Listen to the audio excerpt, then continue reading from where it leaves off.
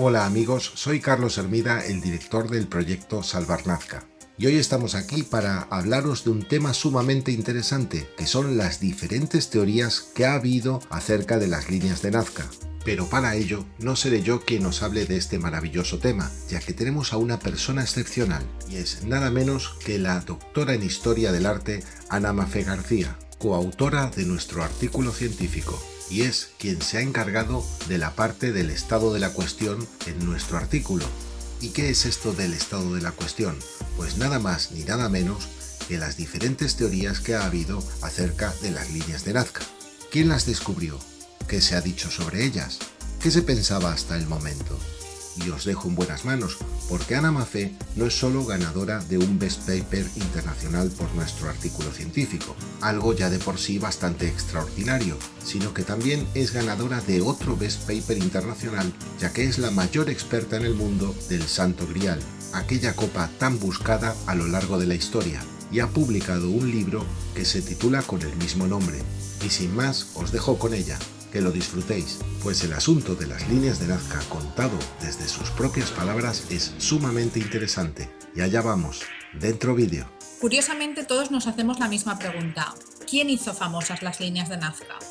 Y aquí es cuando los investigadores entramos en el estado de la cuestión. En la literatura, nunca mejor dicho, se puede distinguir literatura propiamente dicho en forma de fantasía o de pseudociencia, y se puede distinguir la literatura científica. Vamos a abordar primero quién hizo famosas esas líneas. Pues hay un señor que en los años 60, a final de los años 60, cuando está llegando a Nazca en avión, que es una de las primeras veces que se vuela de forma particular en avión a esa zona, atisba estas líneas y atisba estas formas. No se le ocurra otra gran cosa que escribir un libro con sus percepciones, nunca mejor dicho, en Nguyen and die Zukunft, Recuerdos del Futuro, 1968. Erik von Däniken, desde 1968, ha vendido más de 20 millones de libros diciendo que las líneas de Nazca son pistas de aterrizaje para los alienígenas. Evidentemente, Erik von Däniken tiene hijitos, y uno de ellos es George von Breuning, que nada más y nada menos presenta Nazca, fijaros, con un globo y una especie de barca, y nos cuenta que esas gigantescas efigies de divinidades estaban destinadas a ser observadas desde el aire, y lo justifica de tal manera que ese libro de 1977 de alguna manera sigue teniendo hijos y se sigue hablando sobre el porqué de las líneas de Nazca. George von Breuning, casi todos de la línea alemana, habla de las Olimpiadas precolombinas. ¿Tendrían un lugar en Nazca? Y en su obra, que está editada por Interciencia, que es una revista que está editada en Caracas, en Venezuela, pues argumenta que son como una especie de pistas para correr, y que podían ser pues el lugar donde se celebrarían estas preolimpiadas. Henry Sterling, Nazca, la solución de un enigma arqueológico, definitivamente en 1983, dice que estas líneas rectas funcionaban como telares y sus figuras tenían carácter protector. Evidentemente, todas estas opiniones versadas tan distintas son eso mismo, opiniones versadas. Cuando se hace ciencia hay que ir al método, hay que ir a la forma de replicar esas concepciones que podemos tener. El estado de la cuestión sobre la línea de Nazca, si vamos a la ciencia, podemos decir que hay diferentes teorías más o menos con cierto sentido. La primera vez que se tienen nociones de ellas es el corregidor Luis Monzón, que en 1568 habla de cómo el explorador Pedro Cieza de León dice que ha visto unas líneas, y él habla de unas carreteras. Pero quien empieza a dar, digamos, el quid de la cuestión, y quien empieza a trabajar bien el tema, es el arqueólogo peruano Toribio Mejía Sespe. En 1927, haciendo senderismo desde una colina, ya percibe estas líneas. Es falso de que estas líneas solo se ven desde el aire. ¿Qué quiere decir? Pues que mientras él descubre que hay realmente un efecto humano, una tierra antropizada, empieza a hacer sus propias pesquisas y acaba presentando un artículo en el 23, creo, que lo digo de cabeza, sí. En el 27 Congreso Internacional de Americanistas, celebrado en Lima, donde ya habla de acueductos y caminos antiguos. Y es muy interesante porque esta forma de vincular el agua a Nazca queda como diluida, porque a principio de los años 40, que está la Segunda Guerra Mundial, pues hay gente que está estudiando en Nazca, sobre todo un historiador estadounidense, Paul Kossoff, y su discípula María Reche, hablan de que son calendarios que están hablando de las posiciones de las estrellas, de las posiciones del Sol, de la Luna, y evidentemente alguno de estos geoglifos sí que tiene que ver con la salida del Sol, con la puesta, pero no es la solución definitiva. En 1942 también John Rowe habla de que son centros de adoración, y otro discípulo suyo, 60 años después, sigue diciendo que son calendarios astronómicos. En 1994, el Comité de las Naciones Unidas, a través de la UNESCO, inscribe estas líneas como Patrimonio de la Humanidad. Desde entonces parece que hay un poco más de orden. Aún así, diré que María Reche es la gran embajadora de las líneas de Nazca. Esta mujer al final acaba nacionalizándose peruana, encantadora. Todos los grandes investigadores, y estoy pensando ahora en Alex Chionetti, que es uno de los grandes investigadores que está en el National Geographic y demás, habla de ella con muchísimo cariño. Y esta mujer, con sus medios, pues habla de que los geoglifos fueron sobre todo creados con fines astronómicos.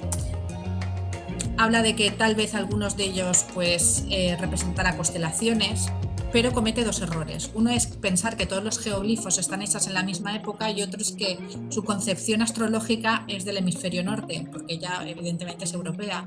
Entonces, claro, cuando se refiere tantas veces, por ejemplo, a la estrella polar, que es la estrella de la Osa Mayor, pues, en fin, que ahí hay una falla importante.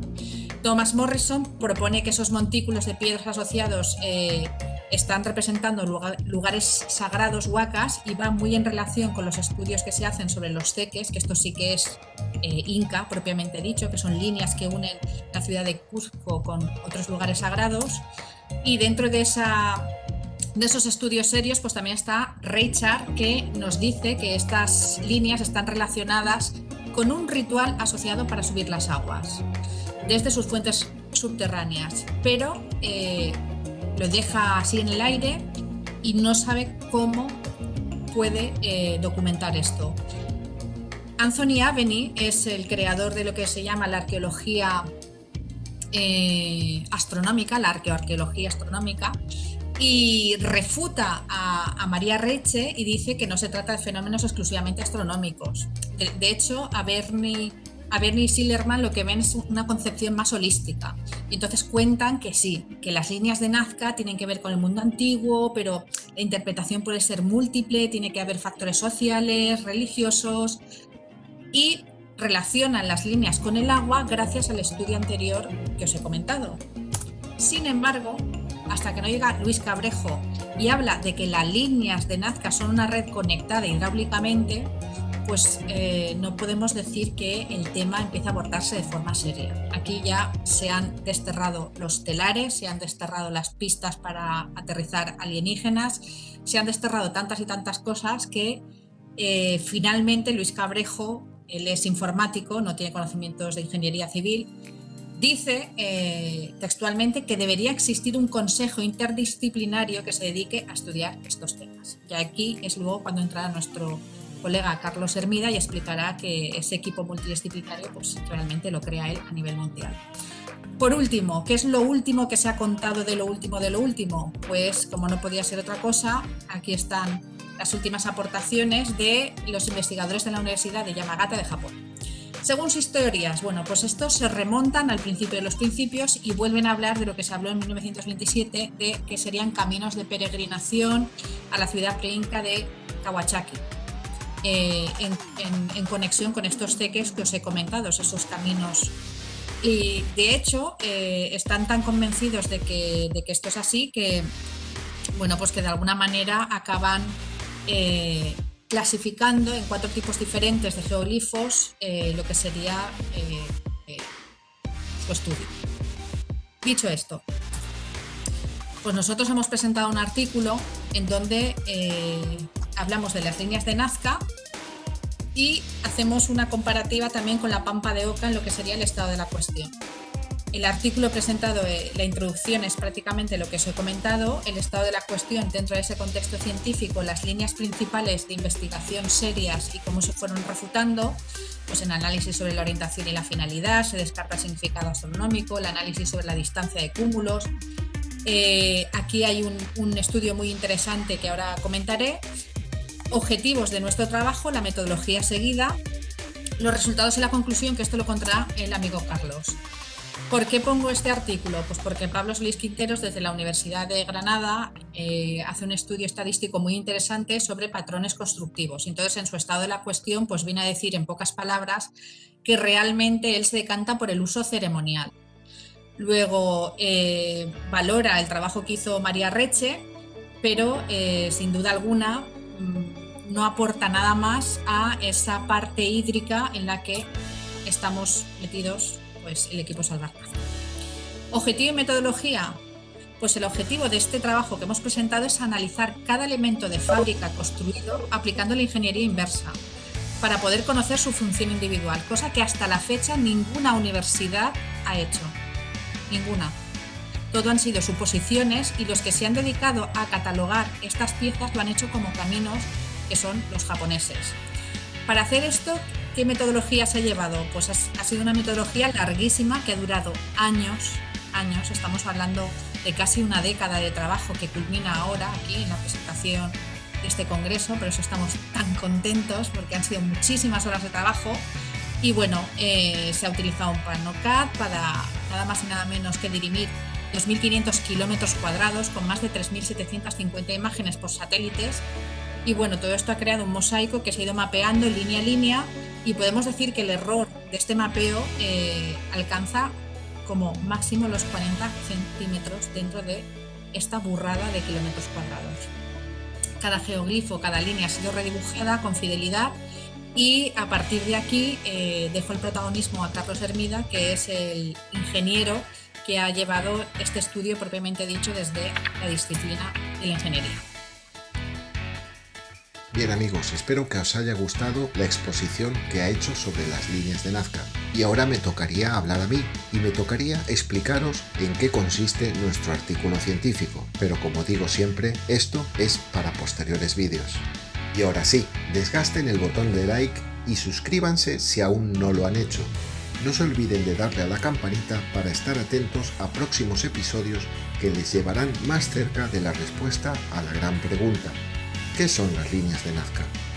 Yo soy Carlos Hermida y esto ha sido Salvar Nazca.